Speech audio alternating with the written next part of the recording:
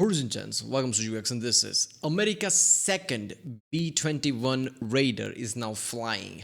Apparently, second one is now operational, and I think I've seen some headlines about how like it has like some insane capabilities, like it's revealed like what B-21 can do. So I'm guessing sandboxx will cover that, so it's going to be interesting. Let's waste one.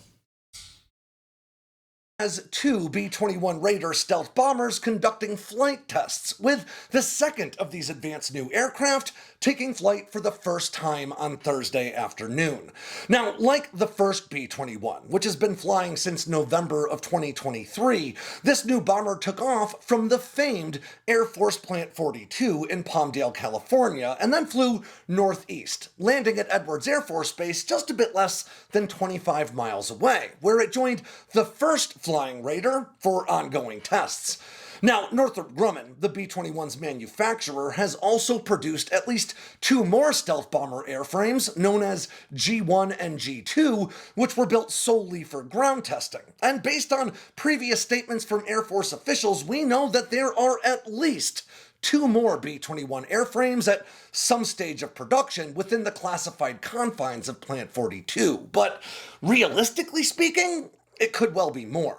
Now, according to Air Force Secretary Troy Menck, the B-21 testing program will now advance into mission system testing and weapons evaluations, which is a really big step toward getting these bombers into service, which is projected to happen by the close of the decade.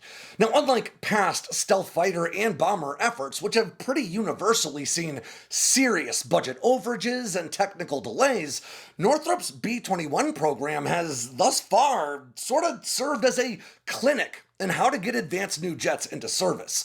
Now, the firm received a development contract for the bomber back in 2015 with a projected per unit cost of $550 Yeah, it's insane how Northrop Northrop used to have this reputation of like not delivering on time and things like that. That's how YF-23 was like not chosen, one of the reasons. All the way from like B-21, where like everything's going to plan, apparently. Everything's going perfectly. One of the reasons why I guess Northrop was not part of the latest, sixth generation plane. That's why Boeing was chosen, because Northrop has too many things to do, including B-21s.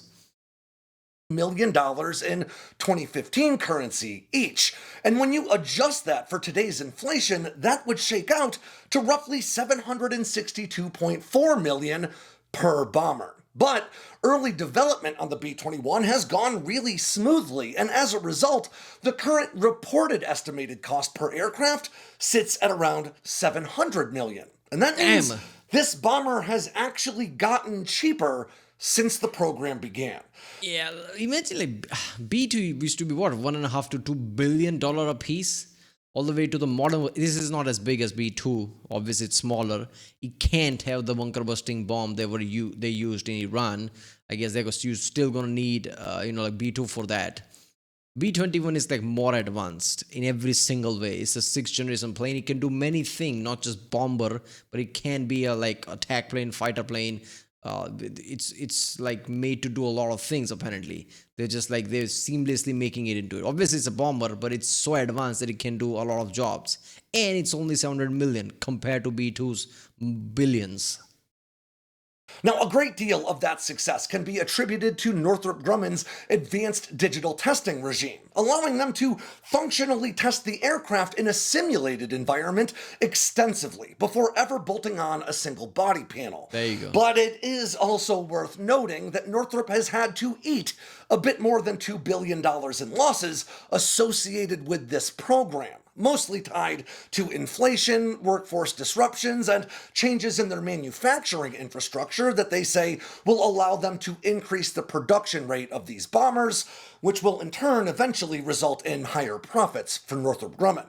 However, I have also... Yeah, I mean, obviously, it's $2 billion loss now, but this is just like, infrastructure you're building that's going to help you beyond B-21. You're still going to use these facilities. This still increases your capabilities of manufacturing things faster beyond B-21. So it's not just about B-21, is it? also long speculated that part of the B-21's success can all but certainly be attributed to a much more secretive Northrop Grumman program. One that's so classified we still don't know its official designation, but that most of us know as the RQ-180. This large, high-flying stealth spy plane is believed to have entered service in 2015 and shares a similar size and plane form to the Raider. It seems possible, if not likely then, that the B-21 has directly benefited from RQ-180 development and testing, basically allowing the Raider program to skip right past headaches that were already solved by its sister jet. Now, the B-21 also bears a striking resemblance to its predecessor, the only in-service stealth bomber in the world, Northrop's B-2 Spirit, though the B-21 is a bit smaller and comes equipped to fly a much wider array of missions. The still very stealthy B-2 has been in service since 1997, and despite upgrades over I like how its name is B2 Spirit, and this one is B-21 Raider. It's like, it's not even trying to follow that type of naming. I guess, how is this named? Do they see like what jobs it's supposed to do, what is size, and they're like, yeah, Raider, that makes sense. Why? Because it can do many things. It will be able to raid places. Is that what it is? the years can still really only function in one role, as a heavy payload bomber.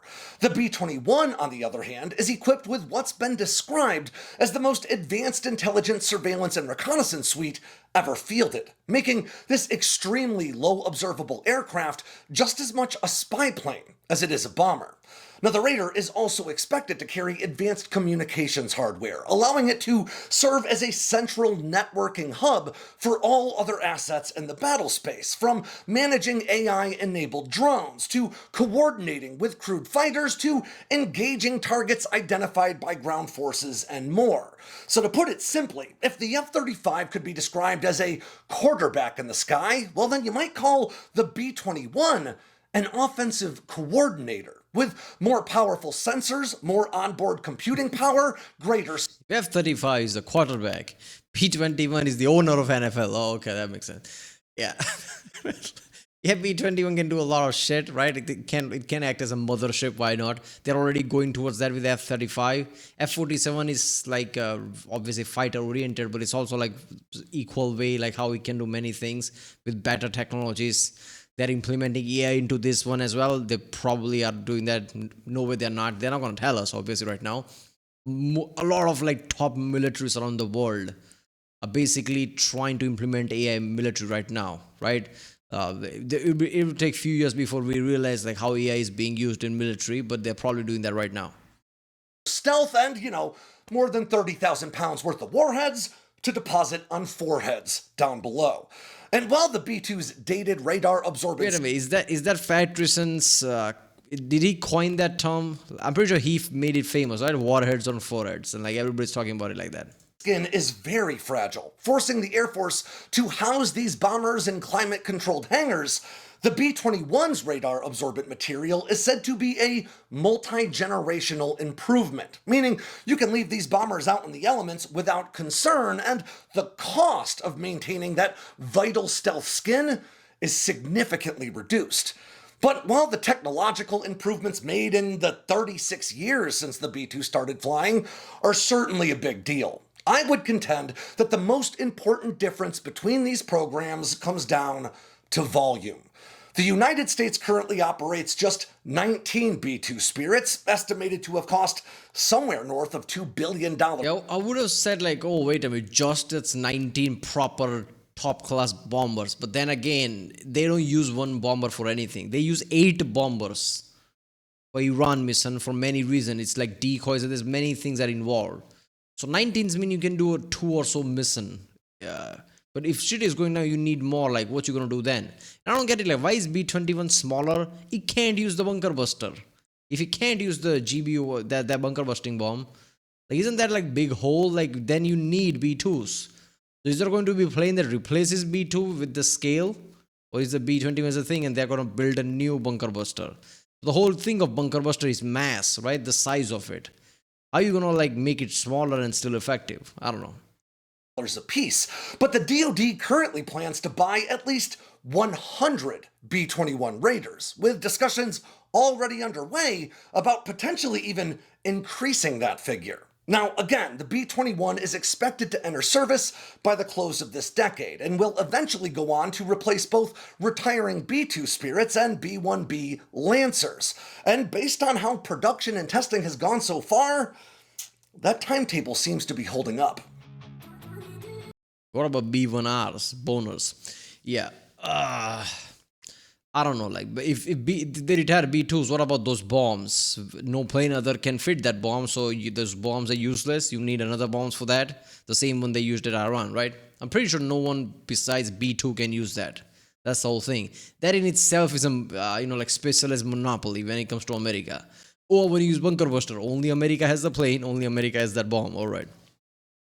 Well, that was America's second B-21 Raider is now flying. Watch out, sandboxx. Yeah, this made waves. Like I've seen many titles, like all the capabilities, like people know, like the information's out there, like with this second one flying, and I'm like, all right. I didn't even know the first one was flying, but okay. Yeah, so this is like testing, like this is all our process of R&D, but it just when it hits perfection, like and they just like ramp up the production, yeah, they'll just basically pop out multiple a year easily, and reach whatever hundreds of numbers they want to reach. All right, I'll see you next time.